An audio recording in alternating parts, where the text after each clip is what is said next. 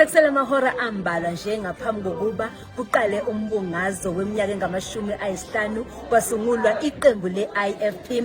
Uzokhumbula ukuthi iqembu le-IFP lasungulwa laphaya endaweni yaKanzimela eMelmoth esifundazweni KwaZulu Natali, nokho lasabalala kwaze kuba lifika nala esifundazweni saseGauteng, njengoba siqonda ukuthi sila namhlanje endaweni yaseJabulani Amphitheatre eSoweto, nokuyila sizokuthatha sikubeke ngokuzobe kwenzeka. Kanti ngaphandle kokuthi nje sigeqa amabhula, njengamanje sizokhuluma nobaba uMnene ozosichazela kafushane ukuthi ngabe yini esithathe yasibeka la osukwini lanamhlanje.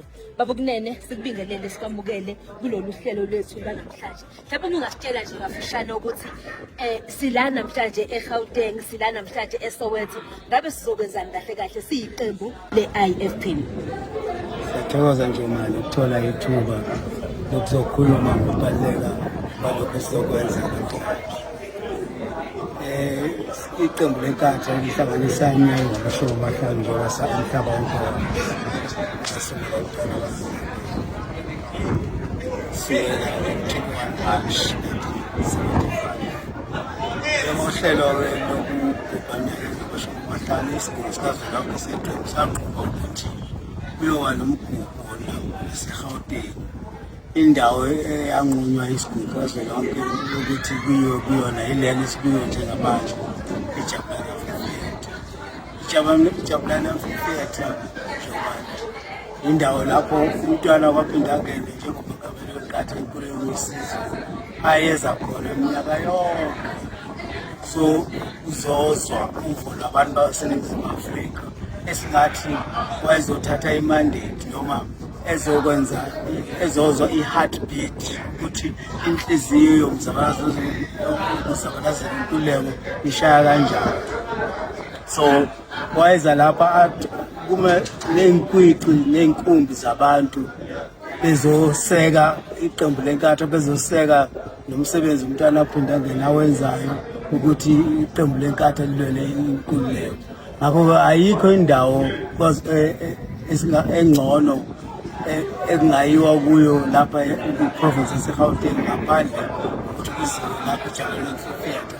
Kanti-ke msakazi, ngomhla ka-14 March 1976 umntwana kwaphinda angene wayefikile lapho. Wathula inkulumo eyayithi isihloko sayo In the Approaching Hour of Crisis. Leyo kwakuyinkulumo esingathi wayesefunde wasiqeda isimo sombusazwe seNingizimu Afrika, ebona ukuthi intukuthelo yabantu bakithi iyachicima. Ngakho-ke uma ngabe kuwukuthi ayivinjwa leyo ntukuthelo kuzoba nomonakalo omkhulu, kube nenhlekelele yezinga. Nangempela uyazi msakazi ukuthi ngo-16 June 1976, 2 months later, umntwana waphinda angene kade ekhuza ukuthi isimo siyimbi.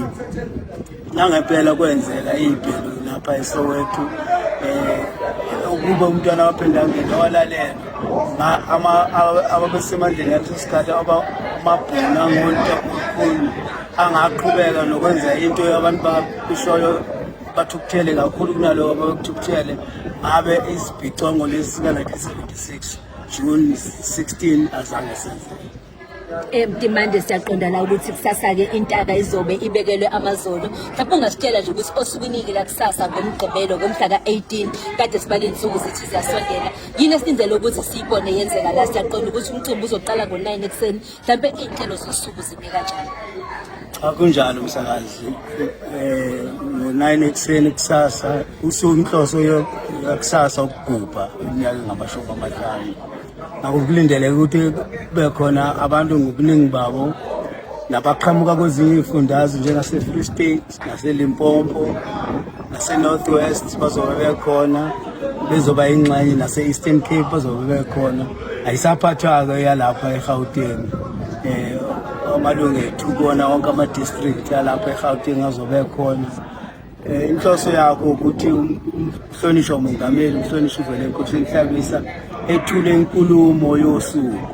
Ngakho-ke kuyoqala kufikwe nje ekuseni kwenziwe inhlelo zokwamukela abantu, bese kuba namazwi okusapota noma okweseka umsebenzi oqhamuka umbutho wentsha njengoba kunosihlalo wentsha lapha eGauteng province nokuhlala umbutho wabesifazane futhi kanjalo bese kuba umhlonishwa ugwala ethula-ke umhlonishwa umongameli njengesikhulumi sosuku emveni babeke amazwi okuphawula bese kuba inkulumo-ke yosuku-ke lakusasa kuyothi emva kwayo inkulumo-ke bese kuba nabaculi-ke ukuthi sijabule-ke manje sigubhe unyaka ongama-50 iqembu lekata lasungulwa. Siyabonga kakhulu uMtimande ngesikhathi sakho. Siyathokoza.